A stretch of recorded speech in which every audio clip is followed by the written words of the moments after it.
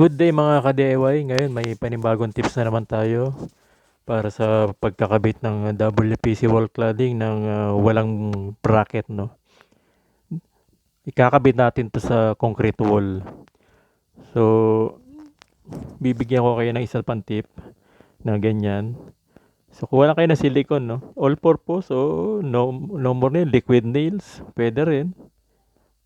Basta kung alin ang mas makakamura kayo, pero effective naman yung silicone. Basta make sure lang na pasigsag ang hagod nyo. Tapos, yung magkabilang gilid malagyan nyo talaga. So, madali lang yan ikabit. Kayang-kaya, kahit nagsisimula pa lang kayo. DIY lang. So, kaya nga tayo DIY, ano. So, siguraduhin nyo lang na malinis yung pagkakabitan nyo, ha, ng unang wall cladding niyan. So, kailangan naka-level talaga, no. I-level nyo muna. Kasi dyan na talaga lahat babase yan. Lahat ng mga susunod na ikakabit nyo, kailangan levelado muna siya. So, ganyan, didikit nyo lang. Didiinan nyo lang. Hindi naman kailangang persado, no? Diin lang ng palad. Huwag nyong gagamitan ng yung mga matitigas na para hindi naman magasgas yung yung face ng wall cladding. So, pag ganyan, pag nakadikit na, madali na yung kasunod. Kasi may mga slot naman yan para dyan sa mga dugtungan niya. So, huwag niyong kalimutang linisin lang yung mga sumusobrang silicone. Kasi pag diniin niya, kasi napipisa na yung silicone. So, yan na yung nagpapakapit sa kanya. So, double check nyo lang yung level. Yan. Ayan. Kasi kapag pinatuyo nyo pa yung yung silicone na yan, mahirap nang tanggalin yan. Baka mabakbak pa yung pinakang uh, surface ng wall cladding nyo. So, ganyan lang. Sunod-sunod lang. Mas maganda kung mga tatlo na agad yung silicone mo para mabilis ka. Kasi madali lang naman siyang ikabit sunod-sunod. So, huwag ka lang magsisiliko ng mga 10 panel kasi baka maabutan ka ng bagtuyo, no? Ayan. Yung mga basta kinatingan ko na yan, bracket ng TV yan. Bali fabricated ko na rin yung bracket ng TV. Na yun. Yan yung pwede mo siyang i-turn sa left. Yung TV pwede i-turn sa right. Kapag nanonood ka habang kumakain, pwede mong hilahin pa. Kung saan direksyon. Ayan. Kailangan talaga double check mo rin yung pagka-level niya, no? So, ganyan lang. Ayun, yung may pinagtabasan ako dyan, no? Para maisuot yung wire. Pwede mo siya man tabasin Para isuot mo lang yung wire ng mga wifi o ng MX box na yan. So, suot mo na siya para malinis tingnan. Kasi pangit naman kapag nakalabas yung wire. So, tago lang natin. So, medyo naman yan malaki naman ang space niya kapag nakating mo yung isang slot niya sa likod. Kasi float type nga lang yan. Tsaka plastic lang yan, madaling tabasin. Yan, din lang. Ganun lang, para ka lang naglalaro. Yan, kapag may mga maumbok, tirahin mo. Yan, tanggalin mo talaga. Kasi mahirap Kapag nailagay mo na, bubukol siya, hindi na siya magiging pantay, no? Mahalata siya. Yan, para malinis lang yung trabaho. Nakita mo kung gaano ka boring kanina yung pader, di ba? Puti lang, na ganyan. Pero kapag matapos natin yan, nakita nyo kung gaano kaganda yan. Ayan. Kailangan talaga medyo puliduhin mo na kasi total tinatrabaho mo na Ayan. Lalo kung sarili mo, di ba? Ayan. Ganyan lang. Kasi kung magbabarakit ka, Kailangan pa magbarena sa wall, di ba? Babarena ka pa, lalagay ka pa ng talks. Samantalang yan, mabilis lang. Ganyan lang. Ayan, naka-fast forward na tayo.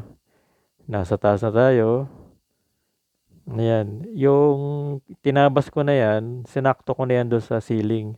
Pero yung ibang, yung nakakabit na yun, may siruho pa yan. Kasi hindi nga umabot. Pero ito, porket naipatong ko na doon sa sa ginawang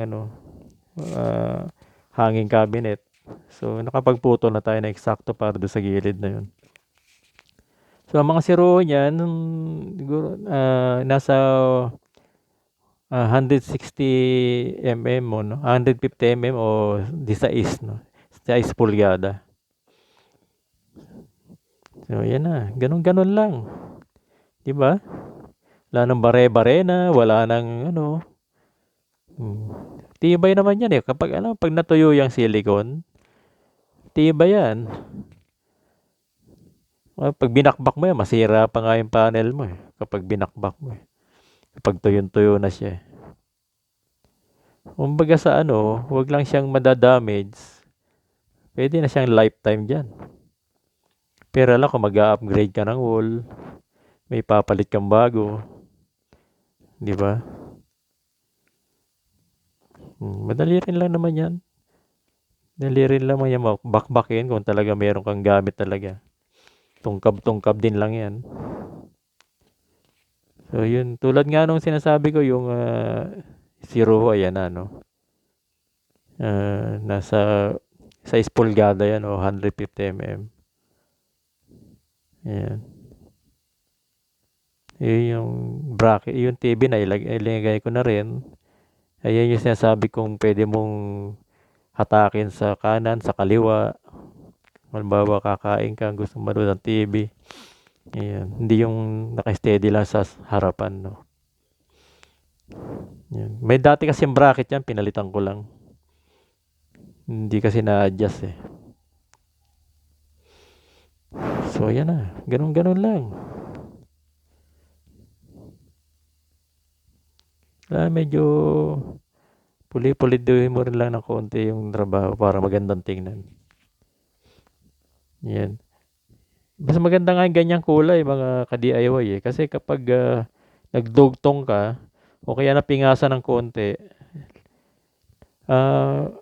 pentel pen lang na itim, tapos wag mo na siyang hayaang matuyo yung pentel pen, hagurin mo na ng daliri. Kakulay na rin niya halos yan. Yun. Parang tulad sa mga dugtungan, medyo may halatang dugtungan, pahira mo ng pentel pen, tapos hagodin mo ng kamay para ikalat mo lang siya. Wag mo na hayaan matuyo yung pentel pen Pagkapahid mo, hagod agad. Parang kakulay na rin yan. Parang pang-retouch din yun eh. Ayan. Tago lang yung wire ng wifi at kung ano-ano pa dyan. Para pag may mga bisita, sabihin, linis Walang mga nakalabas na wire. Ayan. Yung hagdanan niya, ginawa ko na rin lang yan. Pinabrigate ko rin lang yan. Galing sa mga sobrang materyales. So, ayan na. Fast forward lang para hindi umaba ang video. Para hindi naman kayo mainip, no? Pare-pareho din lang na style.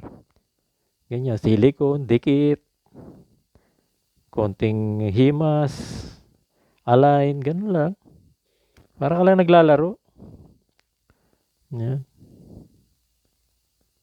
Ngayon na. Kailangan talaga libilado yung una mo ding sinalpak para pagdating sa dulo, libilado na rin. Yan. Kadeferensya man, konting-konti lang, hindi na masakit sa mata. Yan. Ganun lang. Kayang-kaya kahit sino, kahit helper. Ayan na. Yan na yung finishing touches natin, no? Ganun lang. Medyo dumilim nga lang. Inaabot na tayo ng gabi Ayan. Ayan na rin yung shelves. Yung hanging cabinet natin. Hanging drawer. Nalagyan na natin ng shelves. So, gano'n. Yung TV, hindi nga lang makita kasi itim na. Medyo madilim na eh. Yan. Medyo madilim na yung ano. Wala, itim na rin lang yung TV. Hindi siya halata, no? So, ayan na, di ba? Kanina, boring yung pader. Ngayon, ah, nagkaitsura na siya. Di ba? Hmm. Yayamanin ang dating. Ganun lang, mga ka-DIY. Para lang tayo naglalaro dyan eh. Pero, maganda ang resulta, di ba? So, kaya don't forget to subscribe, like, and share sa mga channel natin, no? Para ma-inspire pa tayo sa mga bidyong i-upload natin, mga tutorial. So, okay. Thanks for watching, mga ka-DIY, ah. So, huwag kayong magsasawang sumuporta sa video natin. Okay, thanks for watching.